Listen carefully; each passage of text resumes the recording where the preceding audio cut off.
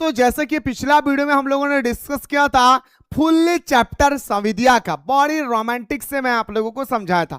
और अगर आप लोगों ने नहीं देखा है मेरे दोस्तों तो फिर आपको आज की क्लास में इंटरेस्ट आने वाला नहीं है, इसलिए उससे पहले आप लोगों को इस वीडियो से पहले वो कंप्लीटली दोस्तों जो चैप्टर का एक्सप्लेनेशन मैंने किया था एकदम साधारण भाषा में, वो आप लोगों को देखना चाहिए। मेरे दोस्तों मैंने आप लोगों को इतना सुंदर बताया था कि आपको कहीं भी देखने को मिलेगा नहीं मेरे भाई। ये हमारा मोदियाइन है, ये हमारा बड़ी बोहरिया है ना। और यहाँ पे दोस्तों आकर के जो हमारा कपड़ा बेचा करते थे। फिर मैंने आप लोगों को बताया था कैसे दोस्तों हरगोविंद को पैसा दे रहे थे, पर मेरे दोस्तों पैसा कितना दिया था तो बोलेंगे सर 5 रुपए का पुराना नोट दे रहे थे और अपना मार्क्स से कहते थे कि जाके संवाद सुना देना क्या कि आपका बेटी कब तक भतवा सा खाकर जिंदगी गुजारेंगे। फिर मैंने आप लोगों को समझाया था कि बड़ी बोहरिया कह रही थी कि भाई भाभी का जूठन खाकर एक कोने में पड़ी रहूंगी लेकिन मुझे यहाँ से लेकर चलो। ठीक है, ये कहानी मैं ऑलरेडी आप लोगों को बता दिया था दोस्तों किस तरह से स्वागत हुआ था। आज जो हम लोग डिस्कस करेंगे दोस्तों, सबसे पहले हम लोग डिस्कस करेंगे सब्जेक्टिव, फिर आप लोगों के सामने दोस्तों मैं आप लोगों को बताऊंगा ऑब्जेक्टिव। आइए दोस्तों बिना देर के क्लास को शुरू करते हैं। संविद्या का मतलब होता है संदेशवाहक। संविद्या का मतलब क्या होता है मेरे शेर सर नहीं हो तो बोलेंगे सर संदेशवाहक। संदेशवाहक का मतलब क्या होता है दोस्तों, जो संदेशवाहक का मतलब एक स्थान से दूसरे स्थान जो चिट्ठी पहुंचाते हैं उसको हम लोग बोलते हैं संदेशवाहक। तो इस टॉपिक में संदेशवाहक कौन था तो बोल देंगे सर हरगोविंद। कौन था भाई? हरगोविंद। तो संविद्या की क्या विशेषता है और गांव वालों के मन में संविद्या की क्या अवधारणाएं हैं। जैसे गांव वाले कहते थे कि संवाद पहुंचाने वाले व्यक्ति निठल्ला होते हैं, पेटू राम होता है और कामचोर होता है ना। जो एक व्यक्ति सभी गांव के सभी महिलाओं का चिट्ठी को एक स्थान से दूसरे स्थान पहुंचाया करता है। इस प्रकार दोस्तों बहुत सारे उन्होंने बात कहा था भाई, किसी ने? हमारा गांव वालों ने। संविद्या का अर्थ है संदेश ले जाने वाला। मैंने अभी आप लोगों को स्टार्टिंग में बताया कि संविद्या का अर्थ क्या भाई तो बोलेंगे सर संविद्या का अर्थ है संदेश ले जाने वाला। यह कार्य हर व्यक्ति नहीं कर सकता। मेरे दोस्तों मैंने आप लोगों को क्लास में समझाया था कि संविद्या का जो कार्य है वो हर व्यक्ति मेरे दोस्तों नहीं कर सकता है। बोले सर क्यों? क्योंकि जिस प्रकार संदेश सुना रहा है, जिस प्रकार मेरे दोस्तों आपको मैं कह रहा हूं, जिस अनुभव से कह रहा हूं, जिसमें अगर मैं रो रहा हूं या मैं हंस रहा हूं, वैसा ही संदेश को आपको जहां पे मैं सुनाने के लिए कहूंगा आपको वैसा ही हंसना होगा, है ना। जहां पे मैंने रोया है वैसा ही आपको रोना होगा। तो संदेश पहुंचाना सबकी बस की बात नहीं था, क्योंकि यह कार्य बहुत महत्वपूर्ण होता है भाई। जो हमारा संदेशवाहक होती है इसका कार्य जो होता है बहुत ही महत्वपूर्ण होता है। इसमें संदेशवाहक को एक एक शब्द को याद रखना पड़ता है। क्या कहा, कैसे कहा, किस रिएक्शन से कहा, कहां पे रोई है, कहां पे हंसा है, कहां पे इमोशनल हो गया है, वो सारे चीजों को दोस्तों वो एक एक चीज को याद रखते हैं। और सभी चीजों को याद रखना ये हमारे इम्पॉसिबल वाली बात है, इसलिए संदेश सभी व्यक्ति के लिए नहीं था। ठीक है, तथा संवाद को उन्हीं स्वरों तथा भावों के साथ सुनाना होता है। अक्सर ये गुण जन्मजात होते हैं। कहता है दोस्तों कि मैं जैसे मैंने आपको संवाद सुनाया, जैसे मैंने कहा तुम दिल की धड़कन में रहते हो, जैसे मैंने आपको समझाया, जैसे मैंने आपको सुनाया, आपको इसी एक्शन में आपको जाकर के सुनाना होगा। जैसे मैंने अभी आपको सुनाया वैसे आपको जाकर के सुनाया। तुम फिर यहां से कहना कि हाँ एक संदेश पहुंचाया था। बोला क्या संदेश पहुंचाया था? पहुंचा था कि तुम दिल की धड़कन हो, रहते हो, वैसे ही आपको जाकर के वहां पे सुनाना होगा। मतलब D2 जैसे मैंने आपको कहा वैसे ही आपको संदेश पहुंचा देना है। ठीक है, गांव वालों की संविद्या के प्रति धारणा गलत है। सब गांव वाले लोग कह रहे थे कि संवेद पहुंचाने वाले निठल्ला होता है, पेटू राम होता है, कामचोर होता है ना। आइए, तो गांव वालों की संविद्या के प्रति धारणा गलत है। वे मानते हैं कि जो व्यक्ति निठल्ला, कामचोर तथा पेटू होता है वही संविद्या का काम करता है। अब गांव वाले कहते हैं पता है रे दादा संविद्या का काम क्या कर है? बोले क्या कर है?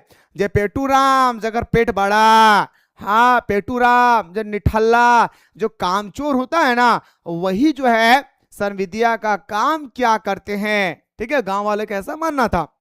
ये व्यक्ति बिना मजदूरी लिए संदेश पहुंचाते हैं। कहता है मेरे भाई क्या कि हमारा जो संविद्या होता है वो बिना पैसा लिए एक व्यक्ति के बात को दूसरे व्यक्ति तक पहुंचाते हैं, दूसरे व्यक्ति के बात को तीसरे व्यक्ति तक पहुंचाते हैं। तो ऐसा व्यक्ति को भला हम लोग निठल्ला, कामचोर और पेटू राम नहीं तो क्या कहेंगे। गांव वाले कहते गांव वाले कि लोग इन्हें औरत का गुलाम बताते हैं। और हमारे गांव वाले कहते हैं, अरे हर गोविंद तू औरत का गुलाम लगा ही की रे, तू औरत का गुलाम लगा ही, तू औरत के संवाद के एक स्थान से दूसरे स्थान खाली पहुंचा ही, तू गुलाम लगा ही। तो हमारा हरगोविंद बहुत नरम दिल के थे, किसी के बात से गुस्सा नहीं करते थे। ठीक है, ये औरतों की मीठी बोली सुनकर नशे में आ जाते थे। बोला कि ये औरतों की मीठी बोली सुनकर, क्या बोलते थे भाई, कि ये औरतों की मीठी बोली सुनकर ये नशे में आ जाते थे। मर्द कहलाने लायक नहीं थे और मर्द कहलाने के लायक नहीं थे।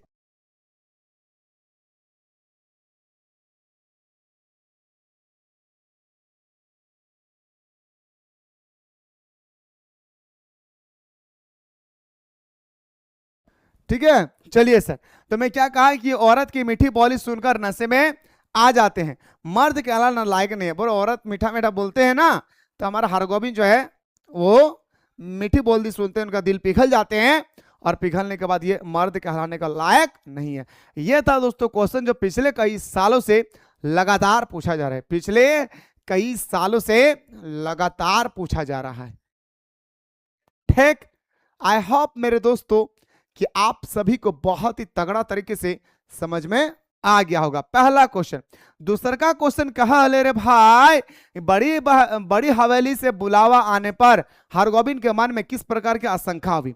अब जैसे ही दोस्तों हमारा बड़ी बहुरिया जैसे ही दोस्तों बुलाते हैं हरगोविंद को, तो हरगोविंद के मन में एक आशंका होती, अरे माय गॉड, इतनी बड़ी महारानी, अरे पोस्ट ऑफिस के जमाने में संविदिया पहुंचाने वाले लोगों को कौन याद कर सकता है।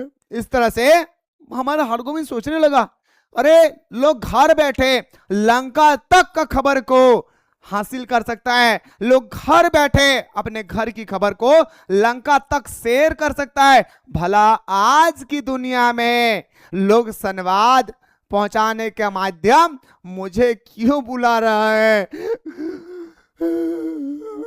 कुछ ना कुछ गलती तो होगा। और ये इस तरह से सोचने लगे, कौन, हमारा हरगोविंद, कि आखिर क्या बात है भाई कि आज हमें बुला रहे हैं, क्या कारण है। तो वही कह रहा, बड़ी हवेली से बुलावा आने पर हरगोविंद के मन में किस प्रकार की आशंका हुई। तो हरगोविंद को बड़ी हवेली से बुलावा आया, हरगोविंद को बड़ी हवेली से क्या आया, बुलावा आया। उसे बड़ी हैरानी हुई। उसे क्या हुआ भाई, तो बोलेंगे सर बड़ी हैरानी हुई कि इस जमाने में संविदिया की जरूरत किसे पड़ सकती है। वो हैरान हो गया, अरे बाप रे, लोग आधुनिक दुनिया में आ चुका है और लोग कह रहा है, बड़ी बोरिया कह रही है कि हरगोविंद आओ। अरे भाई क्या दौर गुजर रहा है भाई, आज लोग घर बैठे लंका तक खबर रख सकता है, लंका तक खबर भेज सकता है। लोग गांव-गांव में डाकघर खुल चुका है, हमें क्यों बुला रहे हैं। उसके मन में अजीब सा कचोट रहा था दिल में। हर गांव में डाकघर खुल गए हैं, उसके मन में आशंका हुई कि कोई विशेष संवाद लेकर जाना है। अब उसके मन में एक ख्याल आया, किस चीज का ख्याल आया, कि कोई ना कोई विशेष संवाद होगा, इसीलिए मुझे अलग से बुलाया है। ठीक है, इस संवाद की किसी को खबर नहीं होना चाहिए। वो सोचने लगा, शायद मुझे इसलिए बुला रहा है कि जो संवाद वह शेयर करना चाहती है वो किसी को खबर ना चले। ये आशंका थी हमारा हरगोविंद का। समझ गए भाई। आई होप मेरे दोस्तों कि आप सभी को समझ में आ गया होगा। तीसरा, बड़ी बहुरिया अपने मायके संदेश क्यों भेजना चाहती थी। आखिर हमारे बड़ी बहुरिया को क्या ऐसा स्थिति आया कि बड़ी बहुरिया अपने मायके में संदेश, चिट्ठी पहुंचाना चाह रही थी। सुनिएगा, बड़े भैया के देहांत के बाद हवेली की संपत्ति का बंटवारा हो गया। बड़े भैया मतलब बड़ी बहुरिया का दिलरुबा, बड़ी बहुरिया का जाने मन, बड़ी बहुरिया का जिगर का टुकड़ा, बड़ी बहुरिया का हस्बैंड इस दुनिया से चल बसते हैं। जैसे बड़ी बहुरिया का हस्बैंड इस दुनिया से चल बसते हैं तो जमीन जायदाद को जो बंटवारा था वो 3 हिस्सा होने लगा। हवेली की संपत्ति का बंटवारा हो गया, तीनों भाई में झगड़ा शुरू हो गया और तीनों भाइयों में क्या हो गया, आपस में झगड़ा शुरू हो गया। तीनों भाइयों में क्या हो गया, आपस में झगड़ा शुरू हो गए। जब रैयतों ने जमीन पर दावे कर दिए तो तीनों भाई शहर जाकर बस गए। जब रैयतों ने कहा कि ये जमीन मेरा है, तब जाकर के वो लोग क्या कर दिए भाई, तो बोलेंगे सर वो लोग जाकर के गांव छोड़ करके शहर की ओर प्लान किए, शहर में जाकर के बस गए तीनों। हमारा कौन भाई, देवर देवरानिया। गांव में अकेली बड़ी बहुरिया ही रह गई। अब बोल रहा है क्या कि हमारे गांव पे सिर्फ मैं ही रह गया। हाँ, इतनी बड़ी महारानी, इतनी बड़ी हवेली में सिर्फ मैं अकेले रह गई, सब घर द्वार छोड़कर चली गई। बड़ी बहुरिया इस तरह से रो रही थी। आगे क्या कहता है कि उसे दैनिक निर्वाह के लिए भी संघर्ष करना पड़ रहा था। अरे इतना बड़ा महारानी, अरे पूरे गांव की महारानी हुआ करती थी कभी हमारा, अरे हमारे बड़ी बहुरिया कभी हमारे गांव की लक्ष्मी हुआ करती है। अरे जिसके हाथों में मेहंदी लगाने के लिए और गांव की औरत लाइन लगे होते थे, आज उस औरत के घर पे खाने के लिए दाना तक नहीं है कि आखिर मैं क्या खाऊं। ठीक है, तीनों भाई का व्यवहार भी ठीक नहीं था, और बोल रहे तीनों भाई का भी व्यवहार ठीक नहीं था, वे उसकी देखभाल नहीं करते थे। और दोस्तों तीनों भाई जब गांव छोड़कर चले गए तो फिर अपना जो भाभी थी उसका देखभाल नहीं करने, मतलब बड़ी बहुरिया का देखभाल करना कोई भी देखभाल नहीं कर रहे थे। ठीक है, इसलिए वो अपने मायके जाना चाहती थी, इसी बात की वह संदेश भेजना चाहती थी। समझ गए भाई, संदेश में क्या लिखा ये अलग बात है। संदेश में लिखा था कि भाई भाभी से कहना मैं कब तक भतवा साग, मम्मी से कहना कि मैं कब तक भतवा साग खा खा के यहाँ पे जीऊंगा, अगर मम्मी अगर मुझे यहाँ से लेकर नहीं गई तो मैं गला में घड़ा बांध कर पोखर में डूब मरूंगी, मैं कोने में भाई भाभी को जूठा खाकर पड़ी रहूंगी, लेकिन मुझे यहाँ से किसी भी तरह से लेकर चला जाए। ठीक, हरगोबिंद बड़ी हवेली में पहुंचकर अतीत की किन स्मृतियों में खो जाते, और हरगोबिंद का बुलावा होता है, हरगोबिंद का बुलावा होता है, और हरगोबिंद जैसे ही बुलावा होता है, हरगोबिंद को जैसे ही बुलावा होते हैं मेरे दोस्त, पता है जैसे ही बुलावा आता है हरगोबिंद का, उसके मन में एक अतीत की स्मृति आती है। अरे माय गॉड, कैसा महल हुआ करता था, कितना नौकर नौकरानियां इस महल में काम क्या करते थे, अरे कितने मजदूर इस महल में आकर के हिसाब बाकी क्या करते थे। आज उस महल का दरवाजा टूटा हुआ। इस तरह से हमारा हरगोबिंद अजीब करने लगे। अरे माय गॉड, अजीब करने लगे कि इतना बड़ा महल का दरवाजा टूटा हुआ है, क्या हाल बन चुका है ना। आगे देखिए, हवेली पहुंचकर हरगोबिंद अतीत की स्मृतियों में खो जाती है। पहले इसे हवेली की शान थी, पहले वो हमारे क्या थे भाई, हवेली के शान हुआ करती थी। यहाँ पर दिन रात नौकरों की भीड़ रहती थी, और कहते हैं यहाँ पे बड़ी हवेली में दिन रात नौकरों की क्या था भाई, बोलेंगे सर भीड़ लगी हुई थी। जन मजदूरों की भीड़ थी। पहले सिर्फ बड़ी बहू के हाथों में मेहंदी लगाकर गांव की नाई परिवार पालती थी। बोल रहा है कि एक समय था कि बड़ी बहुरिया को मेहंदी लगाने के चलते जो नाई लोग आते थे बड़ी बहुरिया के हाथों में मेहंदी लगाने, वो नाई बड़ी बहुरिया के मेहंदी के पैसे से वो अपने घर का पालन पोषण करते थे। सोचो आखिर क्या ऐसा सिचुएशन आ गया हमारे बड़ी बहुरिया के घर में कि खाने तक अनाज नहीं है। क्या बोलेंगे मेरे भाई, खाने तक अनाज नहीं है। अब ये दिन बदल गए, अब कहते हैं कि वो दिन पूरी तरह से बदल चुके हैं। वो दिन क्या है मेरे भाई, पूरी तरह से बदल चुके। वो दिन क्या है मेरे भाई, तो बोलेंगे सर पूरी तरह से बदल चुके हैं। यह था दोस्तों हमारा हरगोबिंद बड़ी हवेली में पहुंचकर वो अतीत की किन स्मृति में खो जाते हैं। तो मेरे दोस्तों मैंने बहुत ही सुंदर तरीके से आप लोगों को समझाया। संवाद कहते वक्त बड़ी बहुरिया की आंखें क्यों छल आई। आप संवाद सुना रहे, बड़े हरगोबिंद मम्मी को कहना कि आपका बेटी यहाँ बहुत कष्ट से रह रही है, आपका बेटी भतुआ साग खा के कब तक जिएंगे। मम्मी से कहना मुझे यहाँ से ले जाए, नहीं तो मैं गला में घड़ा बांध कर पोखर में डूब मरूंगी।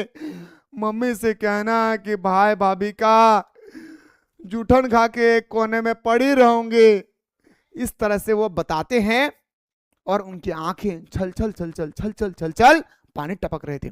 इसे देखकर, इस दृश्य को देखकर हरगोविंद की आंखों में भी दोस्तों बारिश होने लगी। बड़ी बहुरिया ने सनवाद को कहा कि वह मायके में उसे ले जाने का संदेश दे। बड़ी बहुरिया कहती है कि हरगोविंद, मेरे मम्मी को कहना कि मुझे यहां से लेकर चले जाए। तो बड़ी बहू ने सनविद्या को कहा कि वह मायके में उसे ले जाने की संदेश दे। वह यहाँ बेहद परेशान थी। बड़ी बहुरिया जो है वो यहाँ पे क्या है, बेहद परेशान थी। ठीक है, उसकी आर्थिक हालात खराब थे। खस्ता मतलब खराब, यहाँ पे खराब लिखा, खराब। आर्थिक हालत खराब थी, उसे दाने दाने के लिए मोहताज होना पड़ रहा था। आप कहना मेरे मम्मी से कि तुम्हारा बेटी वह बेटी नहीं रहा माँ, जैसे तुम सुविधा देकर तुमने मेरी शादी करवाए थे। दाने दाने का लिए मैं मोहताज होऊंगा माँ, मुझे ले चलो ना यहाँ से। इस तरह से वो कह रही है। किसको? हमारा हरगोविंद को। उसे भतुआ सा खाकर गुजारा करना पड़ रहा था, इसलिए संवाद कहते वक्त उसकी आंखें छलछला आई। ठीक है, आगे देखिए। बड़ी बहुरिया का संवाद हरगोविंद क्यों नहीं सुना पाया? अब तो सुन लिया भाई, संवाद तो सुना लिया। अब बड़ी बहुरिया संवाद सुनाने के बाद जब हमारा हरगोविंद गांव की ओर रवाना होता है ना, और जब उसके मायके की ओर रवाना होते हैं तो हमारे बड़ी बहुरिया दलानों पर बैठकर वो हमारे जो थे हरगोविंद उसके राह को देख रहे थे कि कब तक वो पहुंचे, है ना। तो क्यों नहीं सुना पाए? हरगोविंद बड़ी बहुरिया का संदेश सुनाना चाहता था। हरगोविंद जो है बड़ी बहुरिया का संदेश जो है वो सुनाना तो चाहते थे, परंतु चाहकर भी वह नहीं सुना पाया। परंतु वो चाह करके भी वो सुना नहीं पाया। क्यों? क्योंकि उसे लगा कि इससे गांव की इज्जत चली जाएगी। अगर मैं बड़ी बहुरिया की संवाद को उनके मायके में अगर मैं सुना दूं तो हमारे गांव की इज्जत मिट्टी में मिल जाएगा। अरे लोग क्या कहेंगे, इतने बड़े गांव में कभी वो गांव की लक्ष्मी हुआ करते थे, आज वो इस कदर गरीबी स्थिति से जूझ रही है, वो अपना गांव छोड़कर मायके जाना चाह रही है। ये सारी चीजों को सोचने के बाद हरगोविंद कहता है कि मैं तो संवाद कतई नहीं सुनाऊंगा। मायके वाले उसे घर ले जाएंगे। गांव की लक्ष्मी को गांव के बाहर जाने पर सम्मान खत्म हो जाएगा, और गांव की अगर लक्ष्मी गांव से अगर चले जाएं तो गांव की जो हमारी इज्जत है, हमारे गांव की जो शान है, ये समाप्त हो जाएंगे। लोग क्या कहेंगे कि इतने बड़े गांव मिल करके एक लक्ष्मी का पालन पोषण नहीं कर पाए, है ना। आगे देखिए क्या कहता है। वह नहीं चाहता था कि बहू उसका गांव छोड़कर जाए। इन सब कारणों से हरगोविंद संवाद नहीं सुना सका। इन सब कारणों से क्या हो मेरे भाई, संवाद जो है वो नहीं सुना सका भाई। उम्मीद करते हैं मेरे दोस्तों कि यहां तक आप लोगों को समझ में आ गया होगा। क्वेश्चन नंबर 7, जलालगढ़ पहुंचने के बाद बड़ी बहुरिया के सामने हरगोविंद ने क्या संकल्प लिया? अब जलालगढ़ पहुंचने पर हरगोविंद ने बड़ी बहुरिया से माफी मांगी। आप जैसे दोस्तों वो संवाद नहीं सुना पाया, उसके बाद का जो प्रश्न है कि जलालगढ़ पहुंचने के बाद बड़ी बहुरिया के सामने हरगोविंद ने क्या संकल्प लिया, तो माफी मांगता है। बड़ी बहुरिया मुझे माफ कर दो बड़ी बहुरिया, आपका संवाद मैं नहीं सुना पाया बड़ी बहुरिया। आज से मैं आपका बेटा हूं बड़ी बहुरिया, आज से मैं आपका देखभाल करूंगा बड़ी बहुरिया। बड़ी बहुरिया आपका दुख दर्द में मैं साथ दूंगा, आप मेरा गांव छोड़कर मत जाओ। इस तरह से वो करने लगे। कौन? हमारा हरगोविंद। तो जलालगढ़ पहुंचने पर हरगोविंद ने बड़ी बहुरिया से माफी मांगी कि वह उसका संवाद नहीं कह सका। उसने विनती की कि वे गांव छोड़कर नहीं जाएं, और कहा कि मैं हाथ जोड़ता हूं, पैर पड़ता हूं कि आप मेरे गांव छोड़कर नहीं जाएंगे। वह उन्हें कोई कष्ट नहीं होने देंगे, और कहा बड़ी बहुरिया मैं आपको कोई भी कष्ट होने नहीं दूंगा। वह सारे गांव की माँ है। बड़ी बहुरिया पता है आप हमारे गांव की माँ है बड़ी बहुरिया, आप हमारे पूरे गांव की माँ है माँ, और आप अगर हमारे गांव छोड़कर चले जाएंगे गांव का इज्जत मिट्टी में मिल जाएगा बड़ी बहुरिया। आपका पैर पड़ता हूं, आप गांव छोड़कर ना जाएं बड़ी बहुरिया। इस तरह से कहने लगे। उसकी माँ है, अब वह खाली भी नहीं बैठेगा, वह सारे काम करेगा। और हमारा कहता है हरगोविंद बड़ी बहुरिया अब ना मैं बैठकर नहीं रहूंगा, मैं मेहनत करूंगा, मैं कमाऊंगा और आपको ला के दूंगा, तब भी आप अपने गांव को छोड़ करके ना जाएं। ठीक है, वह उसे गांव ना छोड़ने के लिए कहता है, और कहता है कि इसे तुम गांव ना छोड़ने के लिए कहता है कि तुम इसे गांव को ना छोड़ो।